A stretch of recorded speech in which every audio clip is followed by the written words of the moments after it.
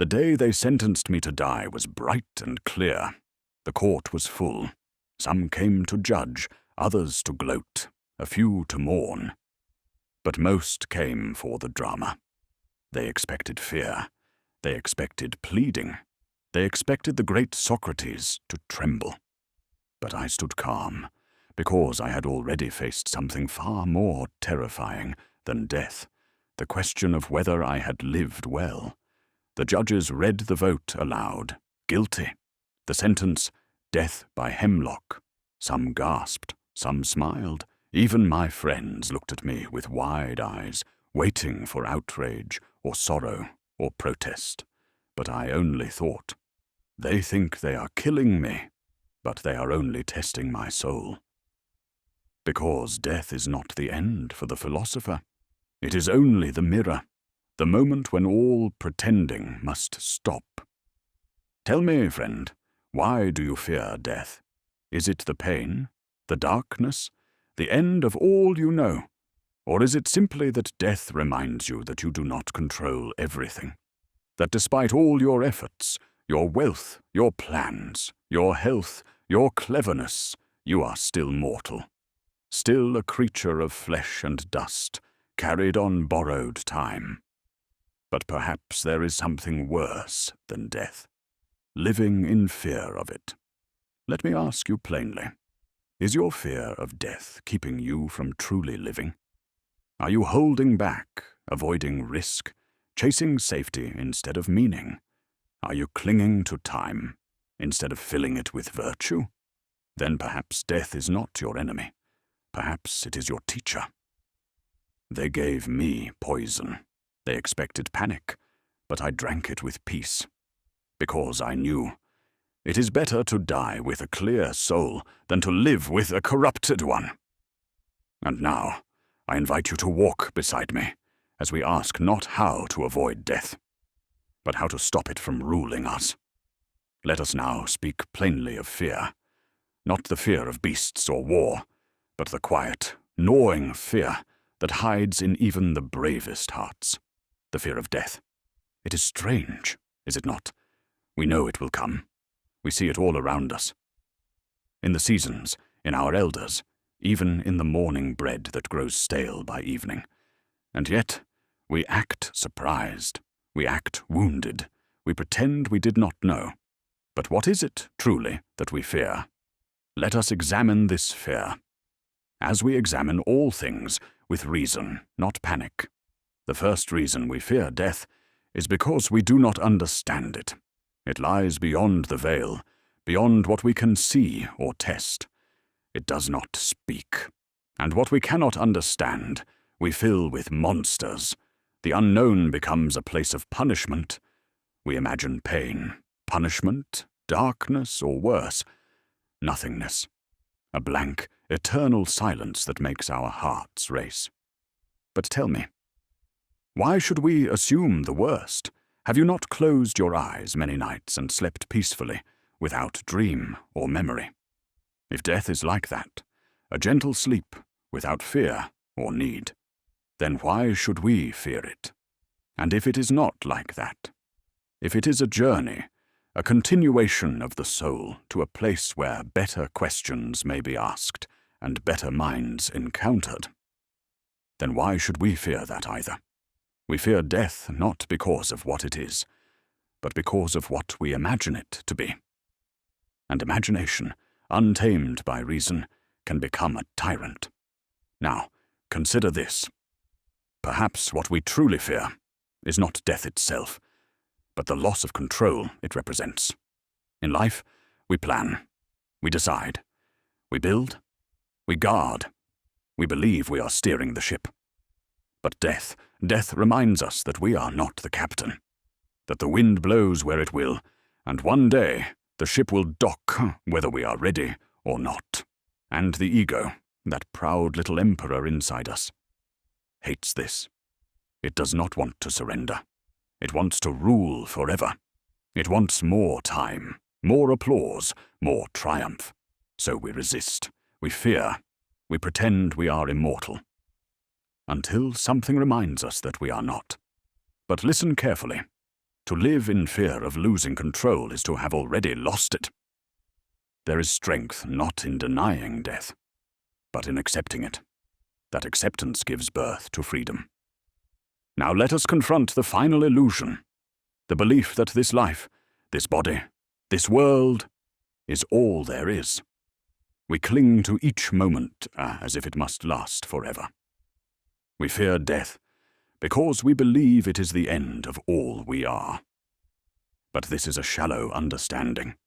You are more than your limbs, more than your name, your memories, your possessions. You are a soul, a spark that reasons, questions, loves, and grows. And that part of you does not belong to death. So I must ask, do we fear death, or do we fear not having lived rightly? Because the man who has lived with justice, with courage, with honesty, with love, that man may lie down at the end with a smile and say, "It is enough." But the man who has lived for flattery, who has hoarded comfort but neglected truth, who has hidden from virtue, he fears death not because of what lies beyond, but because of what lies within.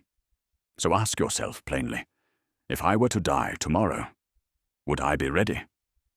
And if the answer is no, then do not curse death, thank it for waking you, and begin today to live rightly, because when you do, death becomes not the end, but the completion of something beautiful. Let us now, if we are brave, look plainly at what death might be, not through superstition, not through fear, but through the lens of reason and humility. For if we cannot avoid death, let us at least understand it, or at the very least, stop imagining it as a monster when we do not even know its shape. In all my thinking, questioning, and dialogues, I have come to see that there are really only two possibilities when it comes to death, and neither, I tell you, is anything to fear. The first possibility: death is nothingness, like a dreamless sleep. No thoughts, no pain, no sensation, no burdens, no desires left unmet. You lay your body down, and your soul fades gently into quiet. Now ask yourself, have you ever slept so deeply, so peacefully, that no dream disturbed you, no thought awakened you, and you awoke rested, calm, whole? That, perhaps, is death. And if so, is that so terrible? We do not fear sleep. We welcome it. So why fear that which may be its perfect form? Now the second possibility. Death is a journey, a passage from this life to another kind of life, where the soul continues on, perhaps to a place where we may speak with those who came before us, Odysseus, and Sappho, and Pythagoras, and those unknown to history, but great in spirit, a place where questions are no longer mocked, but answered, a place where we are not judged by wealth, but by the condition of our soul. And if such a place exists, is that not worth meeting with courage? I do not claim to know for certain, but I ask you, why assume the worst? Why let the imagination run wild into the arms of fear, when reason can just as easily guide us toward peace? Now, let us go further. Why do we fear death, when what we most are may not die at all? This hand, this voice, this face. They are tools, yes, but they are not me. I am the one who asks questions, who seeks truth, who remembers the patterns of the stars and the rhythms of justice. And so are you. You are the one behind the eyes, the one who considers, chooses, dreams. That part, the soul, is not so easily extinguished. The body may crumble, but the soul may rise. Even if the soul fades one day, it is not death that harms it, but how you have shaped it. And if your soul is strong, honest, virtuous, then death can do nothing to you but set you free. To fear what you do not understand is to suffer twice, once in ignorance and again in imagination. So do not let what you don't know become the thing that masters you. Instead, face death as you would a wise stranger. You may not know his name, but you can greet him with dignity. And if you have lived well, you may even greet him with peace. Let us now speak plainly, not of death itself, but of something more dangerous, the fear of it, because death cannot harm your soul. But fear can, and fear, left unexamined, does not sit still. It spreads. It creeps into your decisions, your voice, your posture. It steals your freedom without ever raising a sword. And worst of all, it convinces you that this is safety. Let us uncover how this quiet tyrant can come to rule a life that was meant to be free. Fear of death whispers, be careful. Don't risk that. Stay quiet. Play small. Stay safe. But safety, when clung to above all else, becomes a prison. I have seen men who knew the truth, but dared not speak it. They feared exile. They feared punishment. They feared losing their wealth, their position, their life. And so they said nothing. Or worse, they said what was popular, not because it was right, but because it was safe. But tell me, what kind of life is that? A life spent always tiptoeing, avoiding truth, avoiding sacrifice. Is that really living? Or is that merely surviving? In slow fear. Do not mistake cowardice for caution. Do not mistake silence for wisdom. If fear of death makes you afraid to live with courage, then death has already won, before your heart stops beating.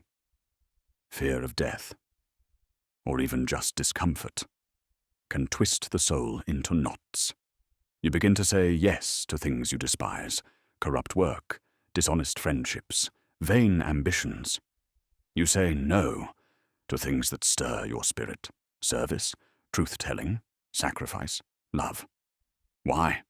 Because these things carry risk, and fear whispers, if you do that, you may lose your comfort, you may suffer, you may die. But let me ask you, is a comfortable life without integrity any better than death?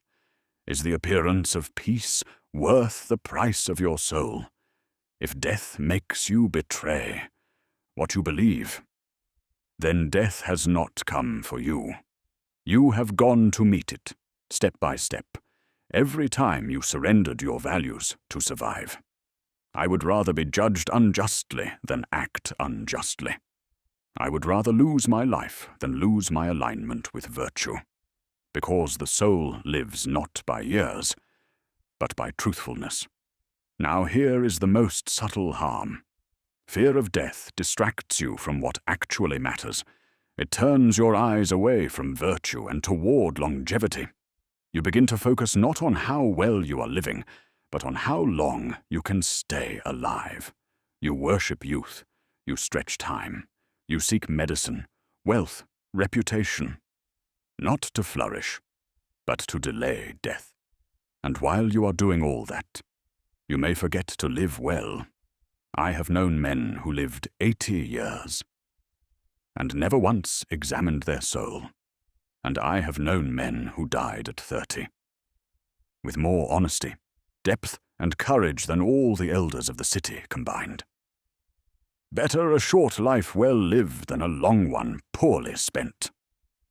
So if you are counting days, but not virtues, what are you really building? A life that lasts is not always a life that matters. Let me leave you with this thought. If fear of death makes you shrink, compromise, and forget virtue, then death is not your master. Fear is, and fear is a cruel ruler. But you can walk away from it. You can choose to live by courage, by truth, by meaning, not just preservation. Then, when death comes, you can meet it as a guest, not a thief. We have looked fear in the face. Now, let us ask, how do we unchain ourselves from it? How do we stop death, or rather, the fear of it, from ruling our days, clouding our thoughts, and dulling our courage. Not by pretending we are immortal, not by hiding in pleasure, but by becoming the kind of person who has nothing to fear. Let me show you how. First, do not examine death. Examine yourself. Ask honestly, am I afraid of death, or am I afraid of judgment? Not the judgment of the gods, not even the judgment of men, but the judgment of your own soul. When you lie in stillness, when no one is watching, when all your achievements are set aside, can you say, I have lived in truth. I have lived justly. I have become who I was meant to become. Or do you fear that in your final hour, the truth will speak back to you and find you wanting? If so, then your fear is not of death. It is of unfinished work. Then do not fear the end. Fear never beginning to live rightly. The solution is not to bargain with fate or beg for more time. The solution is to clean your conscience, and begin now. A clean soul walks into death as one walks through a doorway, not with trembling, but with clarity. The second step is this: live according to virtue. There is no trick more powerful, no armor more protective than a soul shaped by justice, courage, and truth. A just man has nothing to fear, because whatever comes, even loss, even death, his soul remains whole. He does not measure his life by length, but by alignment. He chooses what is right, even when it costs him. He speaks what is true, even when it is unpopular. He loves without possession. He serves without pride. And so, when death comes, he can say, I did not waste the time I was given. That is not a man death can defeat. That is a man who wins, no matter the hour. And finally, do not avoid death in thought. Welcome it, not with despair, but with reverence. The man who remembers death daily does not waste his days. He forgives more quickly. He holds fewer grudges. He does not cling to small things. He speaks more kindly. He chooses with more care. He laughs more deeply. He fears far less. Only the one who remembers death lives fully. Let it be your teacher, not your tormentor. You do not have to rehearse tragedy. You simply must not forget that this life is fleeting, and in that awareness, you will find focus. You will find peace. You will find urgency to do what matters. So examine your soul, live by virtue, and hold death in your thoughts, not to mourn, but to awaken. Then you will find that death has no more chains for you. You will have already become free. And now, my friend, we arrive at the end, not of life, but of this conversation.